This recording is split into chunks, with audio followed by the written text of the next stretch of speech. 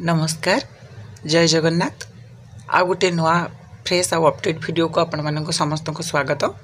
तेबे पूर्व वीडियो रे जिपरि भाव में आम आलोचना करुथिले पाश्चात्य साहित्य तत्व एवं दर्शन उपरे तो यही वीडियो रे मध्य आउ ता धेरु बळी जाइथिबा केतक गुरुत्वपूर्ण प्रश्न एवं गुरुत्वपूर्ण दिग उपरे आज आलोचना करिबा एवं ता भितर थिबा अनेक एमसीक्यू टाइप रो शॉर्ट क्वेश्चन को मध्य आज एठारे डिस्कशन करिबा।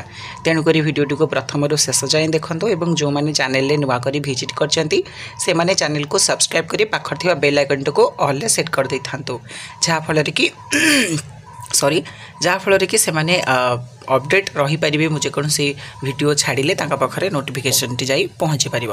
तेज चलते आज प्रथम प्रश्न आरंभ करवा। सिम्बोलिस्ट शब्दर प्रथम व्यवहार किए करथिले? सिम्बोलिस्ट शब्दर प्रथम व्यवहार करथिले जा मोरियास। साहित्य क्षेत्र में प्रतीकवादर प्रथम प्रयोग किए करथिले? साहित्य क्षेत्र में प्रथम प्रतीकवादर प्रयोग करथिले चार्ल्स बोदलेयर। एटा इंपोर्टेंट प्रश्न नोट करी रखिबार। प्रतीकधर्मी कवितार भाषार बाष्पीभवन घटे और सांगीतिकतार ताहार पुनर्निमज्जन घटे। यही उक्तिटी काहार? प्रतीकधर्मी कवितार भाषार बाष्पीभवन घटे और सांगीतिकतार ताहार पुनर्निमज्जन घटे। यही उक्तिटी होचंदी भेलानेकर। प्रतीक को केते भाग रे विभक्त करा जायछि? प्रतीक को तीन भाग रे विभक्त करा जायछि। मन रख एता मध्य गुरुत्वपूर्ण प्रश्न तमे चाहिए नोट करि परिबो। पूर्ण प्रतीक, खंड प्रतीक, आभास प्रतीक। पॉकेट थिएटर कहिले कहा को कहा जाए? पॉकेट थिएटर कहिले उपन्यास को कहा जाय थाए। यह इंग्लैंड रे ही यही शब्दर प्रथम प्रयोग करा जायथिला। उपन्यास साधारणतः केते भाग रे विभक्त? उपन्यास साधारणतः दुई भाग रे विभक्त यथा चरित्रमूलक उपन्यास, घटना प्रधान उपन्यास। उपन्यास चरित्र को केते भाग रे विभक्त करा जायछि? उपन्यास चरित्र को दुई भाग रे विभक्त करा जायछि। स्थितिशील चरित्र, गतिशील चरित्र। क्यों ग्रीक शब्द रु ट्राजेडी उत्पत्ति? ग्रीक शब्द ट्रागोस रु ट्राजेडी शब्दर उत्पत्ति। मेलोड्रामा शब्दटी व्युत्पत्तिगत अर्थ कौन? मेलोड्रामा शब्दटीर व्युत्पत्तिगत अर्थ हेउछि गानयुक्त नाट्य। प्रबंध शब्दर अर्थ कौन? प्रबंध शब्दर अर्थ प्रकृष्ट बंधयुक्त रचना। प्रबंध को मुख्यतः केते भाग रे विभक्त करा जायछि?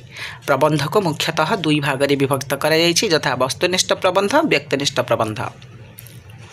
पाश्चात्य साहित्य जगतर सर्वप्रथम आधुनिक प्रबंधकार किए?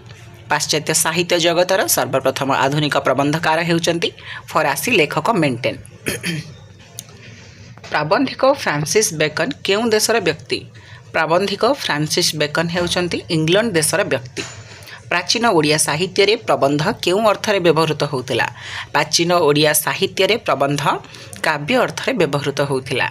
सी.एम. बावरा प्रतीक को क्यों भाव में विभक्त करिसंती? सी.एम. बावरा प्रतीक को शब्द प्रतीक, वाक्य प्रतीक, प्रबंध प्रतीक भाव में विभक्त करिसंती। साहित्य दर्पण रे प्रतीक क्यों अर्थ रे व्यवहृत? साहित्य दर्पण रे प्रतीक विशेष संकेत अर्थ रे व्यवहृत। क्यों उत्कलीय कवि प्रथमे काव्य उद्देश्य रे प्रबंध शब्द प्रयोग करिसंती? जयदेव प्रथमे उत्कलीय कवि हिसाब रे गीत गोविंद रे काव्य उद्देश्य रे प्रबंध शब्द रे प्रयोग करिसंती। सृजन क्रिया सह समालोचनार मणिकांचन जोगरे ही समीक्षा कर्मर सर्वोच्च पराकाष्ठा फुटे।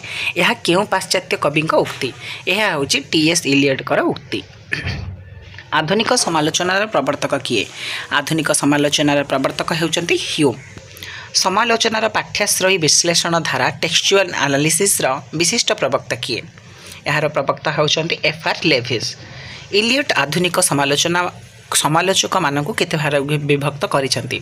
इलियट आधुनिक समालोचक मानकु दुई चारि भाग रे विभक्त करिसंती यथा पेशादार समालोचक, रुचिनिष्ठ समालोचक, तथ्यनिष्ठ समालोचक, कवि समालोचक। नूतन समालोचना न्यू क्रिटिसिज्म नामटी प्रथमे किए व्यवहार करथिले? नूतन समालोचना बा न्यू क्रिटिसिज्म नामटी प्रथमे जॉन क्रो हानसन व्यवहार करथिले। अनुवाद हेउछि एक पापक्रिया। यही उक्तिटी काहार? अनुवाद हेउछि एक पापक्रिया होछि ग्रांट स्वेयरमैनकर उक्ति। एक उत्तम अनुवाद आंभ मानक बहु दूर पथर यात्री करे। यह काहार उक्ति? एक उत्तम अनुवाद आंभ मानक बहु दूर पथर यात्री करि पारे बोली गेटेंकर उक्ति। अनुवाद कला बेले केउं दुईटी कथा उपरे गुरुत्व दिया जाइथाय? अनुवाद कला बेले मुख्यतः भाव और भाषा उपरे गुरुत्व दिया जाइथाय। अनुवाद को केते भाग रे विभक्त करा जाइछि?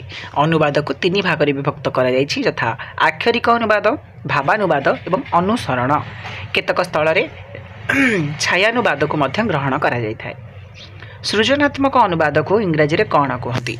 सृजनात्मक अनुवाद को इंग्राजी रे ट्रांसक्रिएशन बोली कहती। माने रख इंपोर्टेंट क्वेश्चन, ट्रांसक्रिएशन बोली कही थांती। आदिम और कल्पना प्रवण मनर मिश्रण को कहार सृष्टि बोली कहती? आदिम और कल्पना प्रवण मनर मिश्रण को मिथ्र सृष्टि बोली कही थांती। हिंदी साहित्य रे गवेषणा अर्थ रे क्यों शब्दर प्रचलन परिलिखित हुए? हिंदी साहित्य रे गवेषणा अर्थ रे शोध शब्दर प्रचलन परिलिखित होता है। गवेषणा रे विशेष सत्यरू साधारण सत्य पहुँचुवा पद्धति को कौन कहती? गवेषणा रे विशेष सत्यरू साधारण सत्य पहुँचुवा पद्धति को कहती आरोही पद्धति बा इंडक्टिव मेथड। आरोह पद्धतिर आविष्कारक किए? आरोह पद्धतिर आविष्कारक होउचंती फ्रांसिस बेकन। तेबे आज भिडियो रे आमे आलोचना कले पाश्चात्य साहित्य केतक विभाव एवं केतक नूतन नूतन दिगर बा नूतन नूतन विषय वस्तुर प्रश्न गुड़िक जदि ये प्रश्न गुड़िक आपणकर पढ़ारे बा किछि प्रिपरेशन रे साहाय्य हो पारुछि बा सहयोग करि पारछि ताकू दृष्टि रखी वीडियो टी लाइक करदेवे। सांग मान सहित जिते पार्छन सेते वीडियो टी लिंक को एवं वीडियो टी को शेयर करदेवे कारण ज्ञान बांटिले ही पिले बढ़ी थाए। तेणुक ज्ञानर आम अधिकारी जेहेतु तो आमर प्रकृत धर्म ताको बांटिबा तेणुक बांटी जिबे एवं तापर परे जो भाव में आमको भल पाइया दे रखुचंती एवं आम सहित सहयोग सहानुभूति दे रखुचंती से भाव में दे रखा सहित आम सहित एमती कंटिन्यू रही था और चैनल सहित जोड़ी रही था। तेज देखा गोटे नुआ भिडियो यही सेक्शन शेष भिडियो जोटा हूँ आम पाश्चात्य तत्व पर शेष भिडियो आनिबा एवं सेट्रे आउ जितक सब गुरुत्वपूर्ण प्रश्नावली आलोचना करिबा। से पर्यंत मते विदाय दियंतु। रहिली। जय जगन्नाथ। वंदे उत्कल जननी।